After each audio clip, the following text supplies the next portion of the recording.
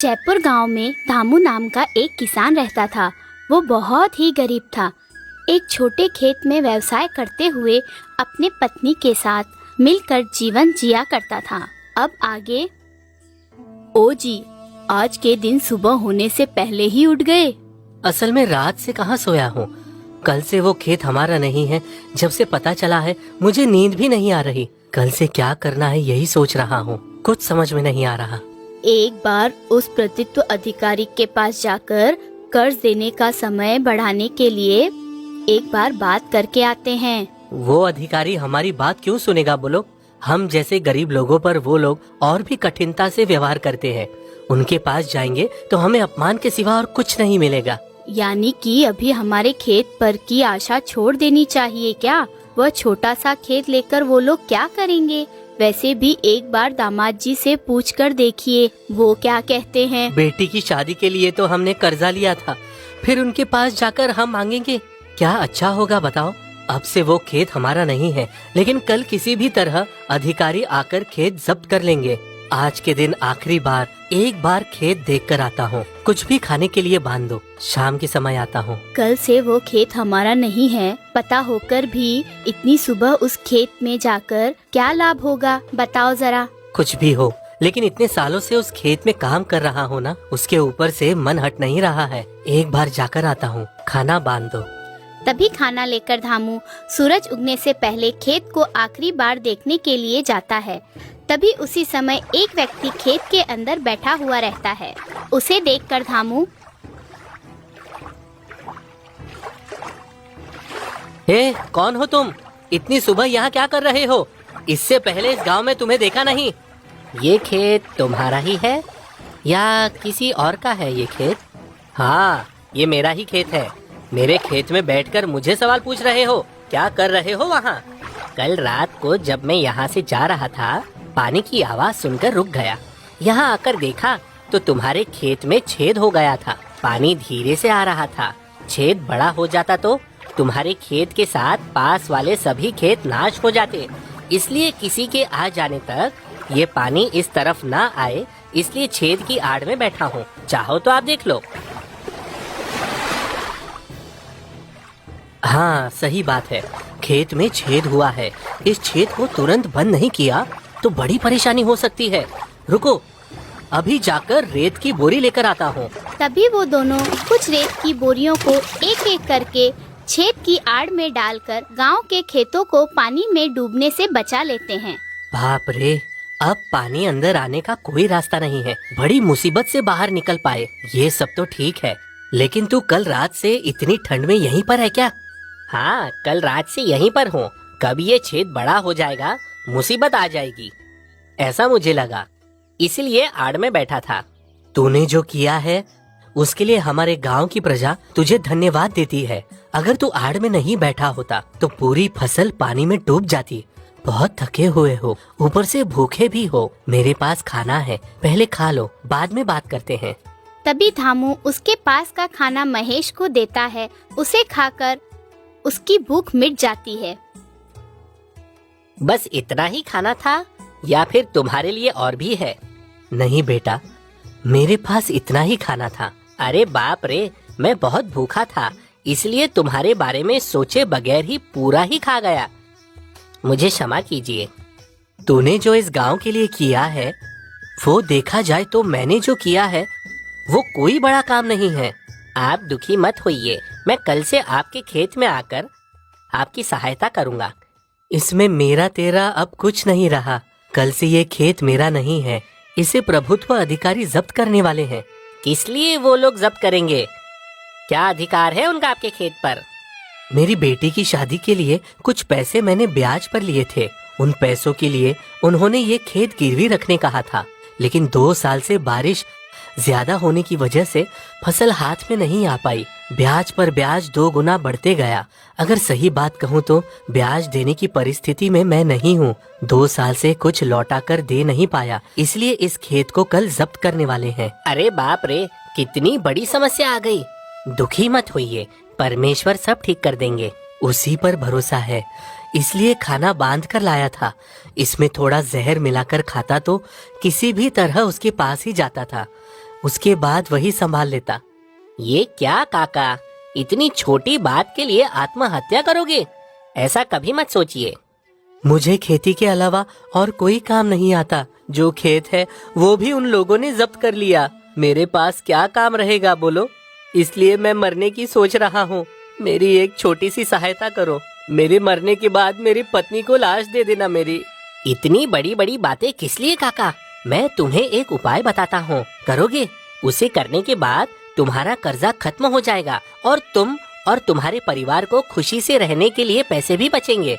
इतना पैसा मुझे कौन देगा बेटा? मेरी शक्ल देखकर सब मुझसे दूर भागते हैं। कौन देगा मुझे पैसा? मैं हूँ ना, मैं देख लूंगा। वैसे मैं कौन हूँ तुम्हें पता है? बताता हूँ। नहीं, इससे पहले मैंने तुम्हें नहीं देखा। वैसे कौन हो तुम? मैं कौन हूँ बताता हूँ, लेकिन ब्याज के साथ आपको कितने पैसे देने हैं जरा मुझे बताइए। ब्याज के साथ पूरे 350 रुपए मुझे देने हैं। उन्हें इतना सारा पैसा मैं इस समय नहीं दे सकता, इसलिए आत्महत्या कर लूंगा बेटा। जल्दबाजी मत कीजिए, आखिर मैं एक चोर हूँ, हवालात से भागकर आया हूँ। मुझे पकड़कर देने वाले को सरकार ने 500 रुपए इनाम देने का वादा किया है। अगर तुम मुझे थाने में ले जाकर प्रभुत्व अधिकारी को सौंप दोगे तो आपको 500 रुपए इनाम में देंगे। तो जल्दी से मुझे पकड़कर ले चलिए और अपना इनाम लीजिए।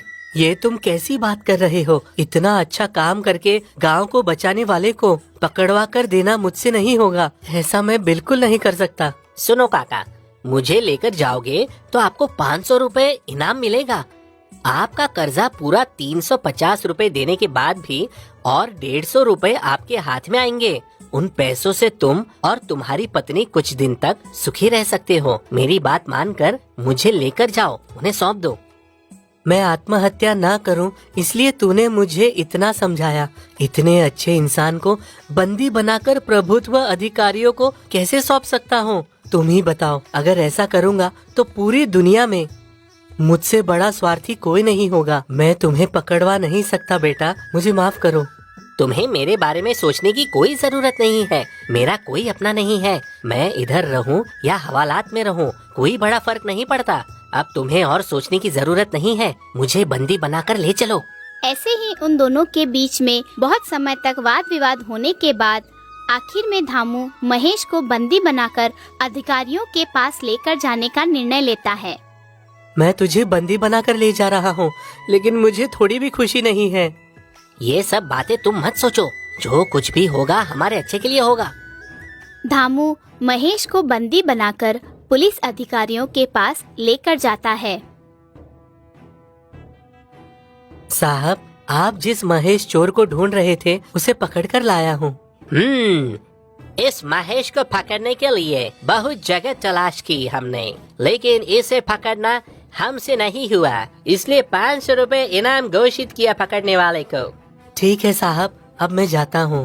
वेट, 1 मिनट रुको। इसे पकड़ कर दिया इसलिए तुमको 500 रुपए इनाम मिलेगा, लेकर जाओ। ये तुम्हारा इनाम है। 500 रुपए हाथ में देते समय उसे वापस लेकर 1 मिनट रुको। हम इतने ताकतवर हो के भी इसे पकड़ने के लिए हम बहुत घूमे, लेकिन ये हमें नहीं मिला। तुम इतने बूढ़े होकर इसे कैसे पकड़ लिया? सच बताओ, नहीं तो तुम्हें इनाम के 500 रुपए नहीं मिलेंगे। जल्दी से बताओ, इसे तुमने कैसे पकड़ा? साहब, तुम पूछो या मत पूछो, लेकिन जो सच है वही बताकर यहाँ से जाऊंगा। ये महेश तुम जो सोच रहे हो इतना बड़ा कोई चोर नहीं है। आखिर क्या हुआ बताता हूँ। महेश को पहली बार जहाँ देखा था वहाँ से लेकर बंदी बनाने तक गुजरी हुई बातें उस पुलिस अधिकारी को बताता है। उसे सुनकर अधिकारी वेरी गुड, वेरी गुड। तुम्हारे कही हुई बातों को सुनकर महेश पर जितना मेरा क्रोध था पूरा चला गया। ये लो तुम्हारा इनाम 500 रुपए। सिपाही, इस महेश ने किए हुए अपराध बताओ। सर, इस महेश ने एक सोने के व्यापारी की दुकान से बहुमूल्य सोना चुराया, जो कम से कम 10,000 रुपए का होगा। चोरी करने की वजह से सजा काट रहा है। देख महेश, तू इस किसान के दुख को देखकर खुद ही बंदी बनकर यहाँ आ गया। इतने अच्छे इंसान होकर उस सोने की व्यापारी के पास चोरी करने की क्या आवश्यकता थी? ऐसा करोगे तो बुरी बात है। वो सोने का व्यापारी ब्याज पर सोना रखने वाला व्यापारी है। सोना लेकर ब्याज पर पैसे देता था। गलत हिसाब बताकर उसके पास रखे हुए सोने को जब्त कर लेता था। उन्हें फिर से नया बनाकर ज्यादा पैसे में बेचा करता था। उस व्यापारी की वजह से मेरा दोस्त और उसकी माँ, उनका सारा सोना जब्त हो गया। इसलिए उस व्यापारी का सोना चोरी करने का निर्णय लिया। मैंने जो किया वो पहली चोरी है और आखिरी भी। तू दिखने में अच्छा इंसान लग रहा है। तेरी पूरी शिक्षा रद्द करता हूँ, लेकिन हवालात में भागना गलत है। इसलिए सिर्फ 15 दिन की साधारण जेल की देता हूँ। ये शिक्षा खत्म होने के बाद ये याद रखना, फिर कभी ऐसा मत करना, ठीक है? मैं फिर कभी कोई गलत काम नहीं करूँगा, आपको वचन देता हूँ। महेश के अच्छे बर्ताव को देखकर पुलिस अधिकारी उसे क्षमा करके सजा कम कर देता है। उधर खड़ा हुआ धामू, महेश तो बहुत ही अच्छा लड़का है। तेरी शिक्षा खत्म होने के बाद तुझे कहीं जाने की जरूरत नहीं है। तेरा कोई नहीं है कहा था ना? गलत बात है।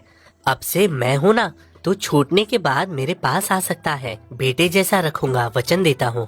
मैं भी आपको एक वचन देता हूँ, सजा खत्म होने के बाद आपके पास आ जाऊंगा।